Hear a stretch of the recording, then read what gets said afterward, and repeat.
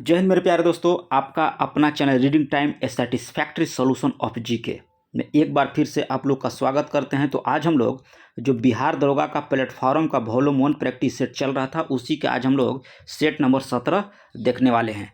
और चैनल पर पहली बार होंगे तो चैनल को सब्सक्राइब कर लीजिएगा, बेल आइकन को दबा लीजिएगा। और एक चीज़ और हम बता दें, इन्फॉर्मेशन दे दें आपको कि हम करीब 10 से 15 चैनल ऐसे हैं जो जहाँ पे दरोगा का प्रैक्टिस सेट कराया जा रहा है। वहाँ हम क्या देख रहे हैं कि सिर्फ ऐसे बताया जा रहा है कि 1 का बी, 2 का कैट, 3 का डॉग, इस तरह से बताया जा रहा है। और यहाँ पे हम जो है आपको 100 क्वेश्चन तो दे रहे हैं, ऊपर से 50 क्वेश्चन जो हम लोग एक्स्ट्रा कर रहे हैं, यानी कि फुल डिस्कस करा रहे हैं। तो यहाँ पे आप लोग का 100 नहीं बल्कि 150 क्वेश्चन जो है आपको यहाँ पे डेली बेस पे कराया जा रहा है। तो अगर चैनल पर पहली बार होंगे तो सब्सक्राइब कर लीजिएगा। अब देखिए आज का पहला क्वेश्चन देखते हैं। आज का पहला क्वेश्चन हम लोग का कह रहा है कि इनमें से किसमें ऑक्सीजन परमाणु जो है सबसे कम है, यानी कि कह रहा है कि ऑक्सीजन की जो परमाणु की संख्या है वो सबसे कम है।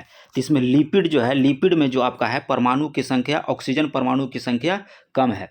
लिपिड में सबसे अधिक मात्रा में आपको पाया जाता है कार्बन और हाइड्रोजन पाया जाता है, लेकिन ऑक्सीजन की जो मात्रा है आप सबसे कम होता है। इसी में दिया है आपका, देखिए कार्बोहाइड्रेट। तो कार्बोहाइड्रेट जो होता है यह CH और O का मिश्रण होता है, यानी कि इसमें 1, 2 और 1 अनुपात में मिलाया रहता है। अगला क्वेश्चन है कि ऑक्सीजन में जलकर अम्लीय ऑक्साइड बनाता है। तो इसमें से पूछ रहा है कि कौन सा एक परमाणु है जो जल ऑक्सीजन में जलकर अम्लीय ऑक्साइड बनाता है। तो ये आपका हो जाएगा फास्फोरस। फास्फोरस जो है जलकर अम्लीय ऑक्साइड बनाता है। और इसी में देता है साधारण ताप पर जो श्वेत फास्फोरस होते हैं उसका सूत्र होता है P4। क्या होता है? P4। और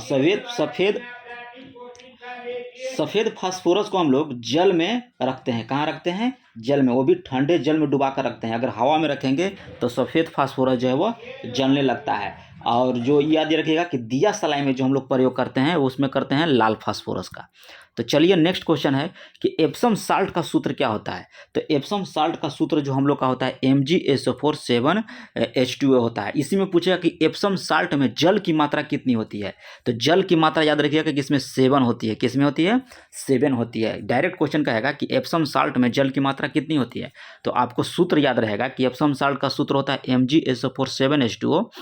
तो इसमें आप बता सकते हैं कि जल की मात्रा कितनी होगी। तो जल की मात्रा देखिए यहाँ पे दिया है 7H2O, यानी कि जल की मात्रा 7 हो जाएगा।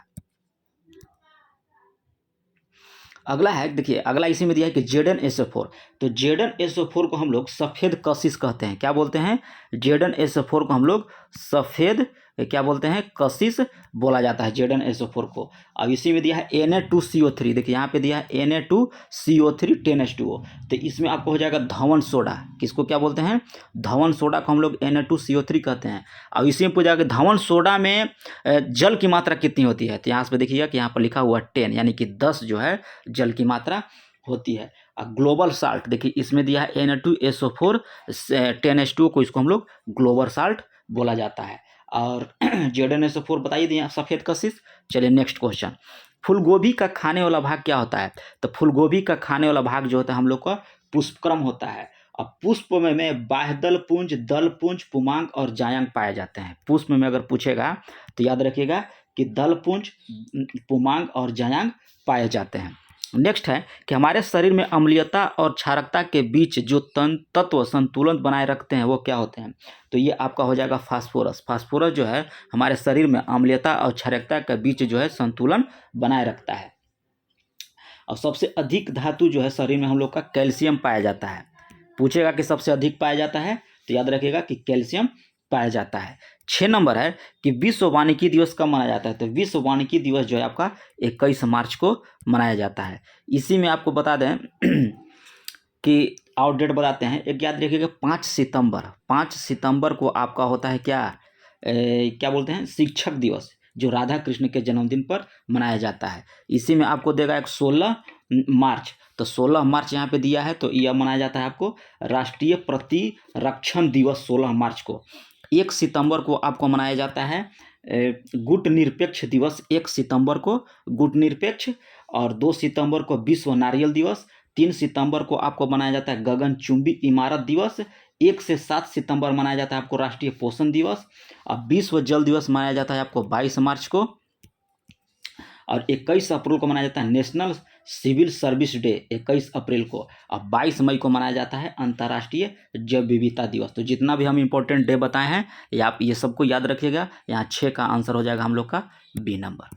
नेक्स्ट है कि भारत में का पहला स्वदेशी तकनीक आधारित रिएक्टर कामनी कहाँ स्थित है? तो कामनी आपको हो जाएगा ये कलपक्कम में स्थित है। और ये आधारित है आपका, ये क्या बोलते हैं, भारत का पहला स्वदेशी तकनीक है।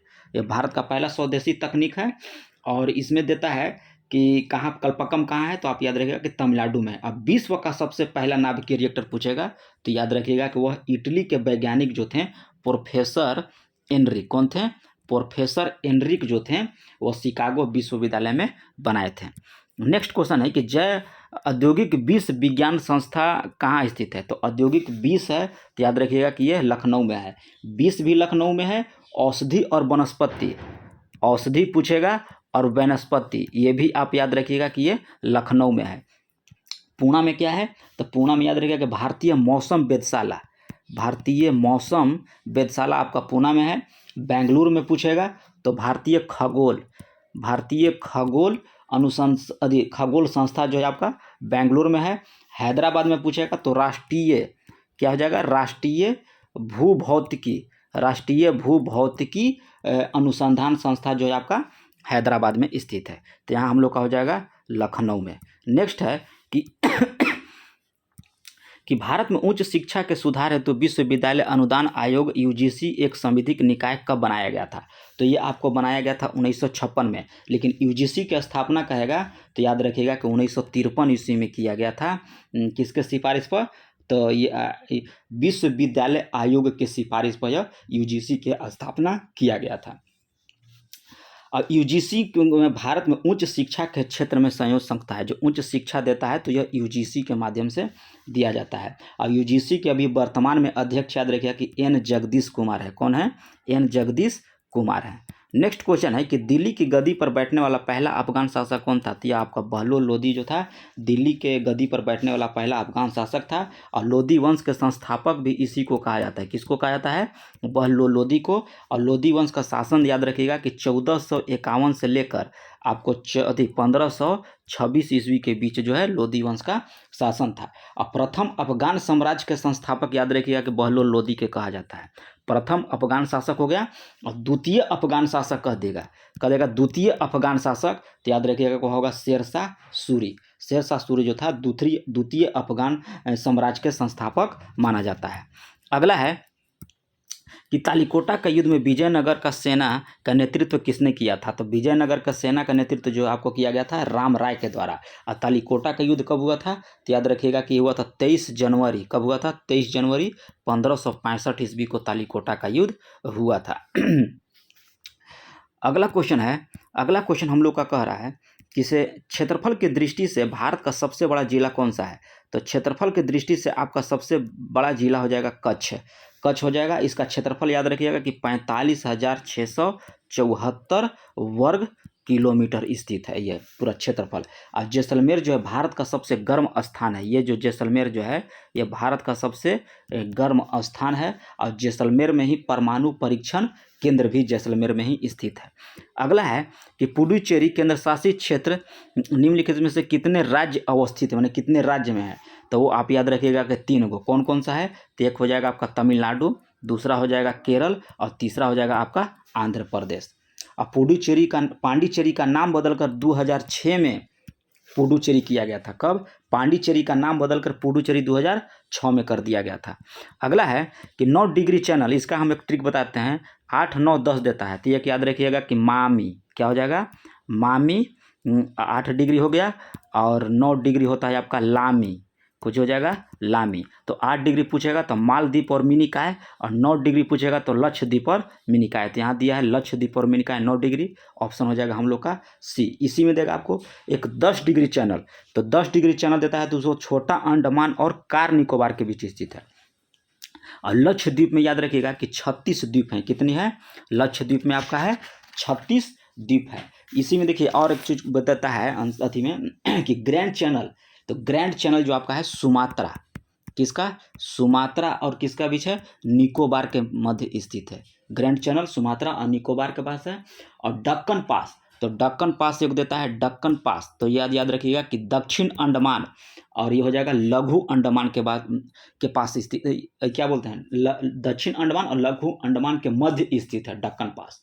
अब एक देता है सेतु समुद्रम परियोजना, तो सेतु समुद्रम परियोजना आपको देगा तो यह मन्नार की खाड़ी और पाक की खाड़ी को जोड़ता है। अब एक देता है कोको स्टेट, वो देगा आपको कोको द्वीप और उत्तरी अंडमान के मध्य स्थित है कोको स्टेट। तो यहाँ हम लोग का आंसर हो जाएगा option number C. 15 number question का रहा है कि कत्था बनाने हेतु किस पेड़ की लकड़ी का प्रयोग किया जाता है, तो आपका खैर के लकड़ी का प्रयोग किया जाता है। अब खैर का वनस्पति नाम याद रखिएगा कि होता है एकेसिया, क्या होता है, एकेसिया जो है, एकेसिया कटेचू, एकेसिया कटेचू जो है खैर का वनस्पति नाम है। अगला है कि असहयोग आंदोलन कब वापस ले लिया गया था, तो असहयोग आंदोलन जो आपको 12 फरवरी 1922 ईस्वी को ले लिया गया था। किस लिए, तो चौरी चौरा घटना के कारण जो है असहयोग आंदोलन को जो है वापस ले लिया गया था। असहयोग आंदोलन जो है कब स्टार्ट किया गया था, तो 1 अगस्त 1920 ईस्वी को यह स्टार्ट किया गया था और वापस कब लिया गया था, तो 12 फरवरी 1922 ईस्वी को। क्यों लिया गया, तो चोरी चोरी घटना के कारण ले लिया गया था। अब इसी चोरी चोरा घटना को गांधी जी ने कहा था हिमालय जैसी भूल बताया था। अगला है 17 नंबर कि गांधी जी के साथ नमक सत्याग्रह का नेतृत्व किसने किया था, तो याद रखिएगा कि यह सरोजिनी नायडू ने किया था। तो 6 अप्रैल 1930 ईस्वी को नमक सत्याग्रह हुआ था। कब हुआ था, 6 अप्रैल 1930 ईस्वी को हुआ था। इसके सत्याग्रह का नेतृत्व सरोजिनी नायडू और एक व्यक्ति और थे, वो थे आपको क्या बोला जाता है, नाम तो नहीं याद आ रहा है जी, अब्बास तैयब जी। अब्बास तैयब जी थे, ये 2 गो थे सत्याग्रह में। तो अब सबसे पहले अब्बास तैयब जी को उत्तराधिकारी गांधी जी नियुक्त किया था। गांधी जी ये सोचे थे कि जब नमक सत्याग्रह में हमको गिरफ्तार कर लिया जाएगा तो मेरा नेतृत्व कौन करेगा, तो उसमें सबसे पहला नाम वो लिए थे अब्बास तैयब जी का। अब्बास तैयब जी जब इनको गांधी जी को जब नमक सत्याग्रह में ये क्या बोलते हैं गिरफ्तार कर लिया गया, तो उनका उत्तराधिकारी जो नेतृत्व जो किए अब्बास तैयब जी किए। और जब अब्बास तैयब जी को गिरफ्तार कर लिया गया तो उनके जगह पर सरोजिनी नायडू को नियुक्त किया गया था। और एक देता है इसी में कि घरसाना सत्याग्रह, तो घरसाना सत्याग्रह का भी नेतृत्व जो है आपको सरोजिनी नायडू ने किया था। अगला है कि सुमेलित कीजिए सूची 1 को सूची 2 से। तो बाल विवाह, तो बाल विवाह आपको इसमें हो जाएगा एमजी रनाडे के द्वारा किया गया था। बाल विवाह एमजी रनाडे। और ठगी प्रथा का अंत किसके द्वारा किया गया, तो कर्नल सलीमन के द्वारा ठगी प्रथा किया गया। अब विधवा पुनर्विवाह आपको जो हो जाएगा ईश्वर चंद्र विद्यासागर। और पिंडारियों का दमन जो है लॉर्ड हेस्टिंग्स के द्वारा किया गया था। और लॉर्ड कैनिंग के शासन काल में याद रखिएगा कि 1856 में विधवा पुनर्विवाह एक्ट लाया गया था। किसके समय में, लॉर्ड कैनिंग के समय पूछेगा तो। अगला है कि फिनिक्स फर्म की स्थापना किसने की थी, तो फिनिक्स फर्म की स्थापना महात्मा गांधी के द्वारा 1904 ईस्वी में किया गया था। कब किया गया था, 1904 ईस्वी में किया था फिनिक्स फर्म की स्थापना। अब हम बता देते कि महात्मा गांधी के बारे में कुछ इंपॉर्टेंट फैक्ट बता दे रहे हैं आपको।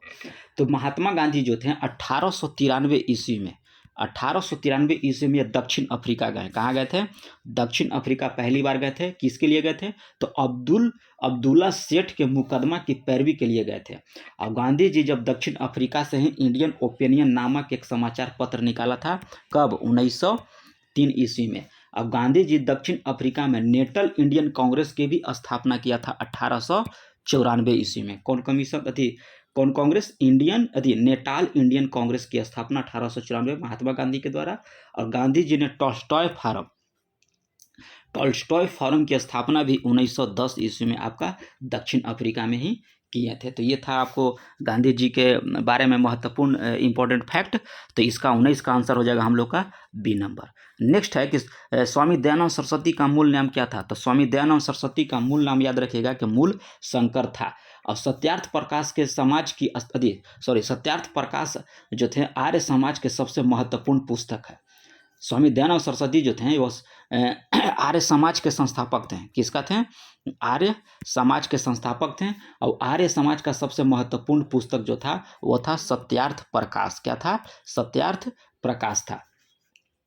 स्वामी दयानंद सरस्वती के जो गुरु जो थे वो क्या थे, वो आपको बताते हैं, बिरजानंद थे। कौन थे, बिरजानंद जो थे स्वामी दयानंद सरस्वती के कौन थे, गुरु थे। और बिरजानंद के बचपन का नाम याद रखिएगा कि बिरजा लाल था। क्या था, बिरजा लाल था। नेक्स्ट क्वेश्चन है कि भारतीय राष्ट्रीय कांग्रेस का प्रथम अधिवेशन कहाँ हुआ था? तो ये आपका हुआ था बम्बई में। कब हुआ था? तो 1885 ईस्वी में हुआ था। इसके संस्थापक जो थे वो A.O. हुम थे। कौन थे? A.O. हुम थे। और इसमें 72 प्रतिनिधि ने उसमें भाग लिया था। और कांग्रेस शब्द जो पूछेगा तो याद रखिएगा कि दादा भाई नौरोजी ने दिया था। कांग्रेस शब्द दादा भाई नौरोजी ने दिया था। और कांग्रेस शब्द जो है वह अमेरिका से लिया गया है, कांग्रेस शब्द। और कांग्रेस का दूसरा अधिवेशन याद रखिएगा कि 1886 ईस्वी में हुआ था। दादा भाई नौरोजी उसके अध्यक्ष थे। और कांग्रेस बनो का नारा याद रखिएगा कि वो दिए थे बदरुद्दीन तैयब जी। कांग्रेस बनो का नारा बदरुद्दीन तैयब जी ने दिया था। अगला नेक्स्ट क्वेश्चन है कि 2011 की जनगणना के अनुसार बिहार में पुरुष साक्षरता दर कितनी है? तो पुरुष साक्षरता दर आपको 71.20 हो जाएगा। वहीं महिला हो जाएगा आपका 51.50 महिला। पूरा ओवरऑल बिहार का पूछेगा तो 61.82 है।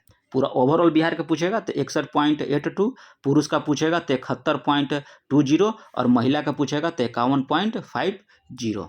अगला है कि जो देश चरागाहों का स्वर्ग कहा जाता है, तो चरागाहों का स्वर्ग जो है आपका ये कहा जाता है न्यूजीलैंड को। और न्यूजीलैंड को दक्षिण का ब्रिटेन भी कहा जाता है। और कीवी जो है न्यूजीलैंड में भी पाया जाता है। कीवी पक्षी का देश भी न्यूजीलैंड को कहा जाता है। और कीवी न उड़ने वाला विश्व का सबसे छोटा पक्षी भी है। कपास की खेती के लिए सर्वाधिक महत्वपूर्ण मिट्टी कौन सी है? तो कपास की खेती के लिए आपको काली मिट्टी है। और काली मिट्टी में आयरन और मैग्नीशियम की बहुलता अधिक होती है। अब काली मिट्टी को हम लोग रेगुर मिट्टी के नाम से भी जानते हैं। क्या जानते हैं? रेगुर मिट्टी के नाम से भी जाने जाते हैं। और लाल मिट्टी की अम्लीय प्राकृतिक मिट्टी होती है। लाल मिट्टी जो अम्लीय प्राकृति की होती है। यहाँ जो लाल मिट्टी दिया है यह अम्लीय प्राकृति की होती है।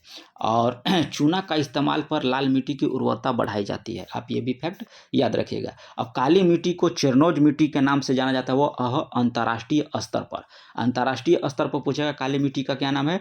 तो चारनोजम मिट्टी जाना जाता है। और मिट्टी का अध्ययन को हम लोग पेडोलॉजी कहते हैं। नेक्स्ट क्वेश्चन है कि निम्नलिखित में से मुद्रा आपूर्ति का सर्वाधिक तरल माप क्या है? तो मुद्रा आपूर्ति का सर्वाधिक तरल माप कहा हो जाएगा M1। अगला है कि सबसे पहले म्यूचुअल फंड प्रारंभ किया था। तो यह यूटीआई के द्वारा म्यूचुअल फंड प्रारंभ किया गया था। और यूटीआई की स्थापना याद रखिएगा कि 1964 ईस्वी में किया गया था। और यहाँ जीआईसी दिया है, इसकी स्थापना जो है आपको 1972 ईस्वी में किया गया। और एसबीआई की स्थापना जो है 1 जुलाई 1955 ईस्वी को किया गया था। प्रथम पंचवर्षीय योजना में किसको? एसबीआई को। तो यहाँ हम लोग का आंसर हो जाएगा ऑप्शन सी। नेक्स्ट है कि अंतर्राष्ट्रीय मुद्रा कोष के गवर्नर मंडल का पदेन गवर्नर होता है। तो भारत का कौन होता है? तो वह भारत का वित्त मंत्री होता है। 27 हो गया। 28 नंबर क्वेश्चन कर रहा है 28 नंबर में कह रहा है कि देखिए सूची 1 से एक संस्था दिया है और संस्था का वर्ष दिया है मिलाने के लिए। तो AIAEA तो इसका होता है अंतर्राष्ट्रीय परमाणु आयोग अभिकरण, इसको बोलते हैं। क्या बोलते हैं? अंतर्राष्ट्रीय परमाणु आयोग अभिकरण। इसकी स्थापना जो है आपको 1957 ईस्वी में किया गया था। और दूसरा दिया है UNIDO। तो इस UNIDO होता है संयुक्त राष्ट्र औद्योगिक विकास संगठन। इसकी स्थापना जो है आपको 1966 ईस्वी में किया गया। और IMO जो होता है ये होता है अंतर्राष्ट्रीय समुद्रिक संगठन। इसका स्थापना जो है आपका 1958 ईस्वी में किया गया। और ITU की स्थापना जो है 1865 ईस्वी में किया गया। और OCP की स्थापना 1997 ईस्वी में किया गया। तो ऑप्शन देख लीजिए, ऑप्शन हो जाएगा हम लोग का बी नंबर।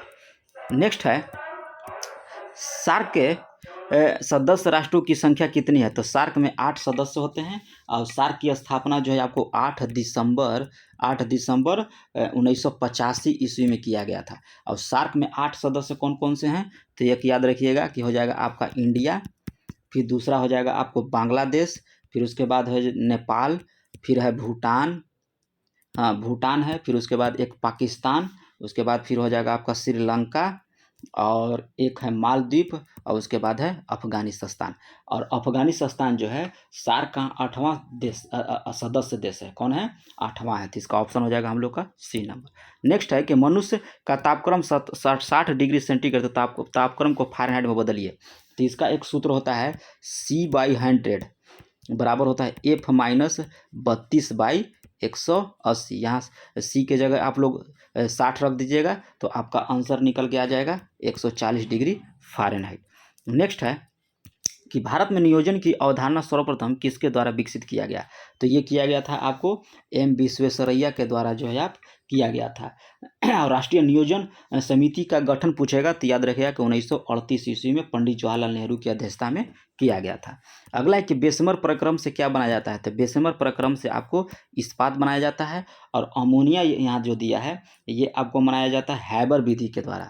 हैबर विधि के द्वारा अमोनिया बनाया जाता है और बेसमर जो है इस्पात विधि के द्वारा बनाया जाता है। अगला है कि हवाई जहाज में फाउंटेन पेन जो है का स्याही बाहर निकलने लगता है क्योंकि ये जो है ऊंचाई बढ़ने पर वायु दाब कम हो जाता है। अब वायुमंडलीय दाब बराबर होता है 10⁵ न्यूटन प्रति मीटर स्क्वायर के बराबर होता है। ये भी क्वेश्चन देता है कि पहाड़ों पर खाना क्यों नहीं पकता है? तो ये याद रखिए कि वहाँ भी वायुमंडलीय दाब घट जाता है जिसके कारण पहाड़ों पर खाना बनाना जो है दिक्कत होता है। अगला है कि निम्न में से किस प्रकार के पोषक तत्वों के पौधों में अपनी वृद्धि विकास के लिए सूक्ष्म पोषक तत्व के रूप में आवश्यक होता है? तो ये आपका हो जाता है कॉपर। कॉपर जो है क्या बोलते हैं सूक्ष्म पोषक तत्व के रूप में पौधे की वृद्धि के लिए आवश्यक होता है। और पौधे की वृद्धि के लिए 17 प्रकार के प्रमुख पोषक तत्व पाए जाते हैं। यदि आवश्यकता होती है, क्या होती है? आवश्यकता होती है। इसमें से देता है बृहद पोषक तत्व कौन सा है? तो बृहद पोषक तत्व जिसमें दिया है ना बृहद पोषक तत्व आपको याद रखिएगा कि कार्बन होता है, हाइड्रोजन होता है, ऑक्सीजन होता है, नाइट्रोजन होता है, फास्फोरस होता है, पोटेशियम होता है, कैल्शियम होता है, मैग्नीशियम होता है और सल्फर होता है। ये आपको पौधों के लिए बृहद तत्व हैं। और एक देता है आपका सूक्ष्म पोषक तत्व, तो इसके अलावा जो होगा वो सूक्ष्म पोषक तत्व हो जाएगा। नेक्स्ट है कि MMR का टीका दिया जाता है, तो ये दिया जाता है मम्स, मेसल्स और रेबीज के लिए दिया जाता है। नेक्स्ट है कि एक स्थिर चुंबक हमेशा दर्शाती है, तो उत्तर दक्षिण दिशा को वो दर्शाती है। 124वां संविधान संशोधन विधेयक का संबंध किससे है? तो ये आपका हो जाएगा आर्थिक आधार पर आरक्षण से संबंधित था 124वां संविधान संशोधन। ये किया गया था 103वां संविधान संशोधन अधिनियम 2019 के माध्यम से 124वां संशोधन किया गया था। अगला है कि डायनामाइट बनाने के लिए किस द्रव्य का प्रयोग किया जाता है? तो यह नाइट्रोग्लिसरीन का जो है प्रयोग किया जाता है। लेकिन अभी वर्तमान में याद रखिएगा कि सोडियम नाइट्रेट का प्रयोग किया जाता है। क्या प्रयोग किया जाता है? सोडियम नाइट्रेट का प्रयोग किया जाता है वर्तमान में। पहले नाइट्रोग्लिसरीन का प्रयोग होता था लेकिन अब जो है सोडियम नाइट्रेट का प्रयोग होता है। 39 नंबर क्वेश्चन कह रहा है कि वायु में ध्वनि की चाल जो है 332 मीटर पर सेकंड है, तो दाब बढ़ाकर दोगुना कर दिया जाए तो ध्वनि के चाल क्या हो जाएगा? तो याद रखिएगा कि दाब बढ़ाने पर ध्वनि के चाल में कोई परिवर्तन नहीं होता है, तो इसका आंसर हो जाएगा 332 मीटर पर सेकंड। अगला है कि 1.5 मीटर लंबी व्यक्ति को अपने संपूर्ण प्रतिबिंब देखने के लिए आवश्यक दर्पण की न्यूनतम लंबाई कितनी होती है? तो यह लंबाई जो व्यक्ति के आधा जो होता है वही आपका दर्पण का न्यूनतम लंबाई होगा, तो हो जाएगा 0.75 मीटर। नेक्स्ट है कि आइरिस का क्या काम है? तो आइरिस जो होता है ये आँख में जाने वाले प्रकाश की मात्रा को नियंत्रित करता है। अगला है कि सोडियम को जल में डालने पर कौन सी गैस निकलती है? तो सोडियम को जो हम लोग जल में डालेंगे तो ये आपको हाइड्रोजन गैस जो है निकलता है, तो सोडियम हाइड्रोक्साइड बनता है। जब सोडियम को जल में डालेंगे तो क्या बनेगा? सोडियम हाइड्रोक्साइड, और सोडियम हाइड्रोक्साइड का फॉर्मूला होता है NaOH। इससे हम लोग कास्टिक सोडा भी कहा जाता है, किसको? NaOH को। नेक्स्ट क्वेश्चन है कि राष्ट्रीय शोक दिवस मनाया जाता है आज़ादी से पहले, तो ये मनाया जाता था आपको बंगाल विभाजन लागू होने के दिन जो है राष्ट्रीय शोक दिवस मनाया गया था। अब बंगाल विभाजन कब कर दिया गया था? तो याद रखिएगा कि 16 अक्टूबर 1905 ईस्वी को जो है आपको बंगाल विभाजन हुआ था, और 16 अक्टूबर को ही हम लोग शोक दिवस मनाते हैं। बंगाल विभाजन की घोषणा जो है 19 जुलाई, घोषणा कहेगा तो 19 जुलाई 1905 ईस्वी को। अब हुआ कब था? तो 16 अक्टूबर 1905 को घोषणा हुआ था। 19 जुलाई 1905 को कौन किया था? तो लॉर्ड कर्जन किया था। कहाँ से किया था? तो शिमला से किया था। अगला कि प्रकाश का रंग मूलतः किस तथ्य पर निर्भर करता है? तो प्रकाश का पूछ रहा है तो यहाँ हो जाएगा आपको प्रकाश के तरंग दैर्ध्य। अगला है कि रासायनिक अभिक्रिया में कौन से मूल कण भाग लेते हैं रासायनिक अभिक्रिया में? तो सबसे बाहरी कोषों के जो इलेक्ट्रॉन है वही भाग लेते हैं। अगला है कि नाभिकीय संयंत्र में मॉडरेटर का क्या कार्य होता है? तो ये होता है न्यूट्रॉन को धीमा करना है, यही कार्य होता है। अगला है एक वस्तु को 5% और 10% के लाभ पर बेचते हैं तो 30 रुपये का अंतर होता है, तो वस्तु का मूल्य ज्ञात कीजिए। तो दिया है, यहाँ पर दिया है लाभ पर, यानी कि 110 माइनस हो जाएगा 105, तो यहाँ हो जाएगा आपका 5, यही 5 बराबर आपको 30 दिया है, तो 100 बराबर कितना हो जाएगा 600, तो आंसर हो जाएगा हम लोग का सी नंबर। नेक्स्ट है कि मैग्मा क्या है? तो मैग्मा जो आपका हो जाएगा मैग्मा आपका हो जाएगा धरती के गर्म में पिघला हुआ सेल को हम लोग मैग्मा कहते हैं। 49 है कि कौन सा गैस जो है चूना जल को दूधिया कर देती है? तो ये आपका हो जाएगा कार्बन डाइऑक्साइड गैस जो है चूना जल को जो है यह दूधिया कर देती है। अगला है कि पृथ्वी के भूपर्पट्टी में कौन सी धातु जो है बहुत्या मामला में मिलता है? तो ये आपका जो हो जाएगा एल्युमिनियम। 51 नंबर क्वेश्चन कह रहा है कि सूर्य के तारों के उस परिवार से संबंध रखता है जिसे कहा जाता है, तो क्या कहा जाता है इसको? तो इसको बोला जाता है रेड ज्वाइंट कहा जाता है। और सूर्य जो है हमारे पृथ्वी को 13 लाख गुना बड़ा है। सूर्य जो है हमारे पृथ्वी से 13 लाख गुना बड़ा है। और सूर्य का व्यास याद रखिएगा कि 13,92,000 है सूर्य का व्यास। और सूर्य के बाहरी सतह का तापमान याद रखिएगा कि 6000 डिग्री सेंटीग्रेड होता है। और सूर्य अपने अक्ष में पूर्व से पश्चिम की ओर घूमती है, आप ये भी याद रखिएगा। नेक्स्ट क्वेश्चन है कि इंसुलिन का स्रावन किससे होता है? तो इंसुलिन का स्रावन जो होता है पेनक्रियाज से होता है। अब इसमें देखिए आगे दिया है एक मैथ, तो इसमें कह रहा है कि जब नए बजट में पेट्रोल की कीमत में 10% की वृद्धि की गई, एक मोटर वाहन यात्री पेट्रोल की खपत कितने प्रतिशत कम कर सकता है ताकि पेट्रोल में कुल व्यय में वृद्धि ना हो? यानी कह रहा है कि 10% पेट्रोल की कीमत में वृद्धि हो गया और वह खपत में कितना प्रतिशत कम कर दे ताकि उसको जो व्यय वृद्धि यानी कि पैसा जो वृद्धि हुआ है वह उतना ही रहे। तो इस टाइप का मैथ रहे तो आप सीधे 10, अब वृद्धि कर रहा है तो यहाँ कर दीजिए 110, अब इंटू कर दीजिएगा आपको 100, तो 0 से 0 कट गया, तो ये हो जाएगा 9 संबंधे 1/11, यानी कि ऑप्शन हो जाएगा हम लोग का बी नंबर। नेक्स्ट में देखिए 54 नंबर, ये बड़ा मैथ है तो ये आप लोग बना लीजिएगा, आंसर बताते हैं। 54 का हो जाएगा हम लोग का सी नंबर। नेक्स्ट है कि भारत में वायसराय को अध्यादेश जारी करने का अधिकार किस अधिनियम के द्वारा किया गया? तो ये 1861 ईस्वी भारत परिषद अधिनियम के तहत किया गया था। 56 नंबर क्वेश्चन है।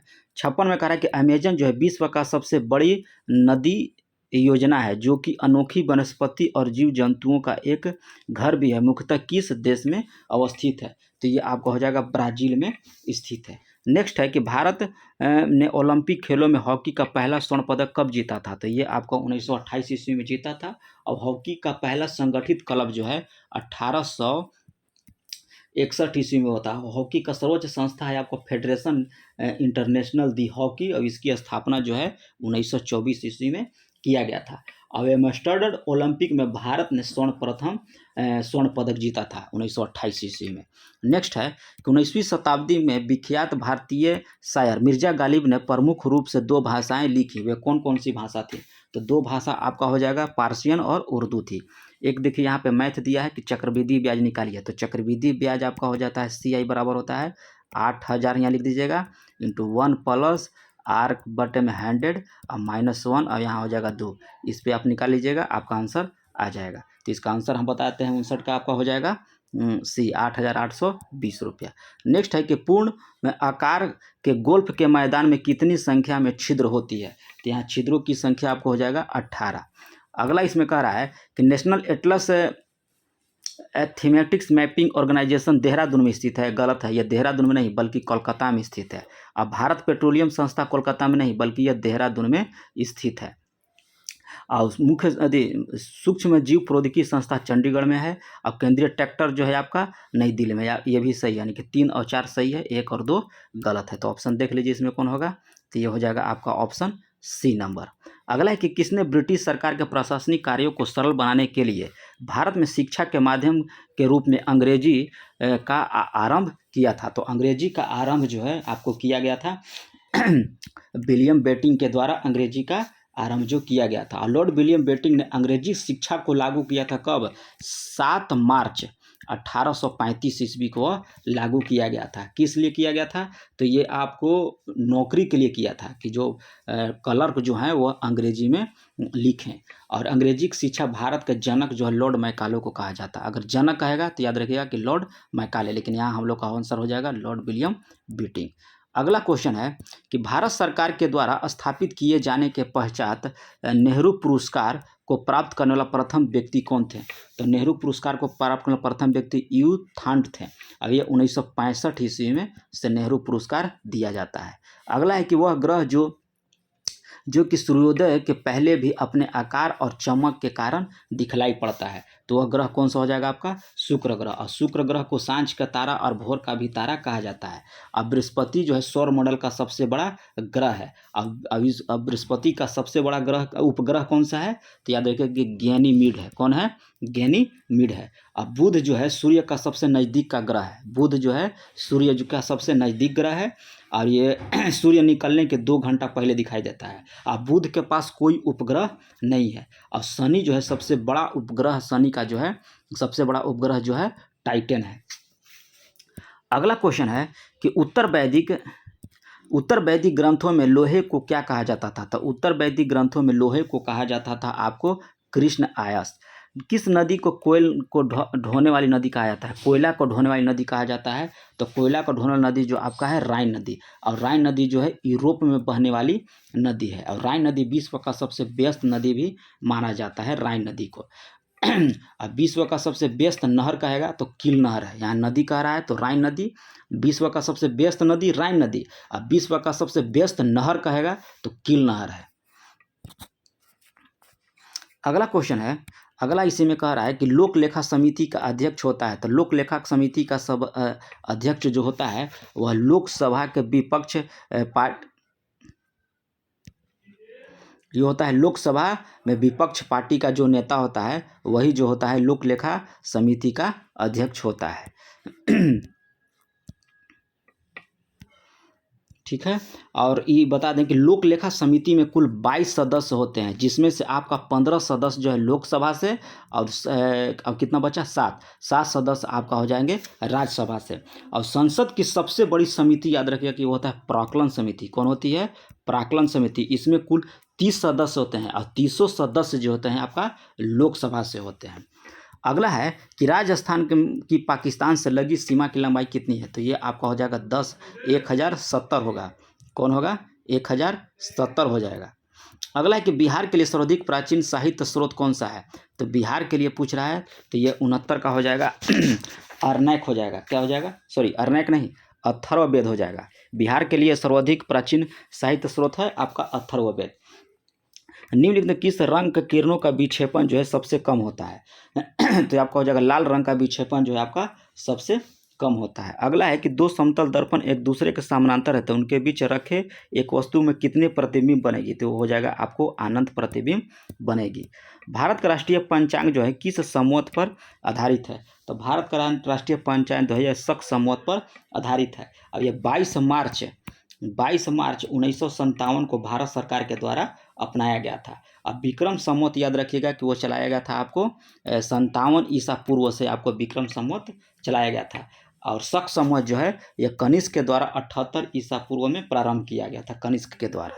अगला है कि बनारस हिंदू विश्वविद्यालय के संस्थापक थे। तो ये आपको संस्थापक हो जाएंगे मदन मोहन मालवीय।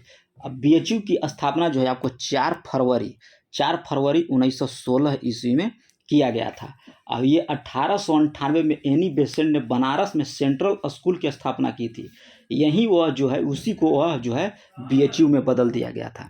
अगला है, देखिए अगला 74 नंबर में मैथ है, तो ये मैथ बना लीजिएगा। इसका आंसर हम बताते हैं कि 1.6 घंटा हो जाएगा।